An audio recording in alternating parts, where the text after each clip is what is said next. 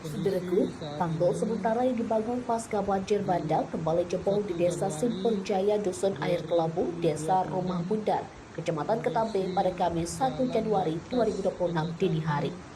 Akibat kejadian tersebut, akses transportasi darat dari Kota Cane, Aceh Tenggara menuju Kabupaten Gailuas lumpuh total. Kepala Pelaksana Badan Penanggulangan Bencana Daerah atau BPBD Aceh Tenggara, Muhammad Asfi ST mengatakan, tanggul sementara tersebut telah jebol untuk ketiga kalinya akibat derasnya arus sungai Alas Ketambe.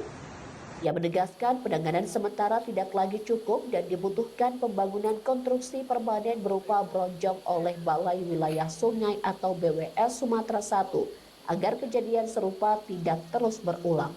Selain itu, Asbi mengungkapkan kondisi serupa juga terjadi di Desa Longsor, Kecamatan Ketambe.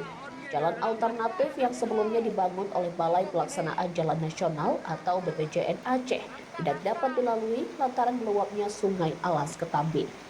Tak hanya itu, jembatan alternatif baru di Kecamatan Babu Salam juga dilaporkan putus total akibat diterjang arus Sungai Alas.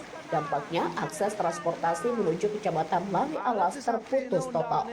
Sebagai informasi, Kabupaten Aceh Tenggara sebelumnya dilanda banjir bandang besar pada Kamis 27 November 2025 dengan dampak terparah terjadi di Kecamatan Ketambe. Bencana tersebut merusak ribuan rumah warga, jembatan, jalan, lahan pertanian, serta berbagai fasilitas umum.